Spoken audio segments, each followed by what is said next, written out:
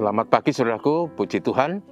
Menyapa saudara kembali dengan renungan, dan karena ini menjelang hari Pentakosta, maka saya juga mengambil teks sesuai dengan urutan waktu dalam Kisah Rasul.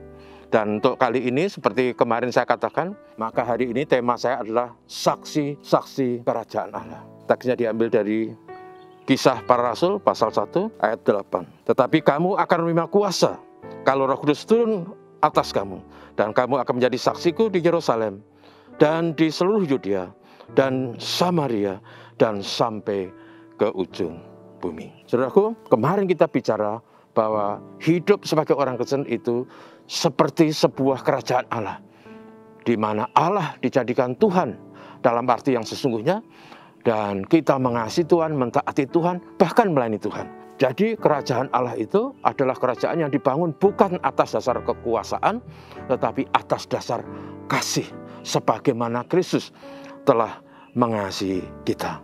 Lalu dalam teks yang kita baca tadi, bahwa orang-orang Kristen itu pada waktu diberi kepada mereka Roh Kudus, maka kuasa juga diberikan. Kuasa bukan untuk melakukan hal yang politis atau duniawi, tapi kuasa supaya bisa menjadi saksi Kristus. Yang menjadi saksi Kristus menurut saya itu mengacu kepada dua hal. Pertama adalah saksi Kristus secara verbal melalui kata-kata kita.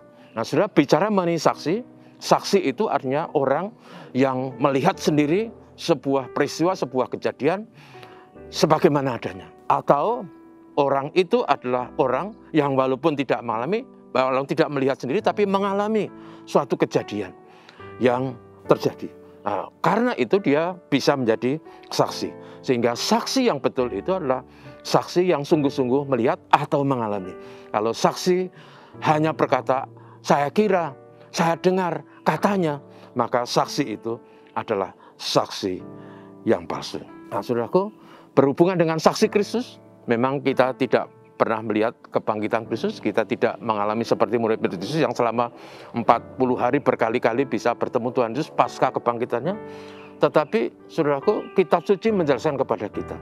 Dan karena kita sebagai orang Kristen, kita percaya apa yang dikatakan kitab suci, maka kita menjadi saksi kebangkitan Kristus sesuai dengan apa yang dikatakan kitab suci. Tapi juga karena Kristus itu bangkit, maka kita orang Kristen itu mengalami apa yang namanya kuasa kebangkitan Kristus. Ternyata hidup kita dipimpin Tuhan, didengar doa kita oleh Tuhan. Sungguh Tuhan itu hidup. Itu artinya dengan cara itu, maka kata-kata kita secara verbal itu menjadi kesaksian.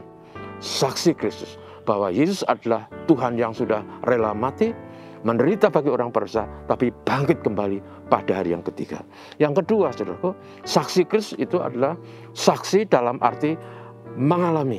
Jadi bukan hanya dengan kata-kata, tapi sesuatu yang dialami.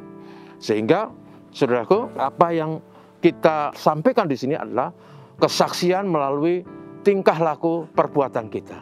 Dan kesaksian itu adalah kesaksian tidak bisa ditolak.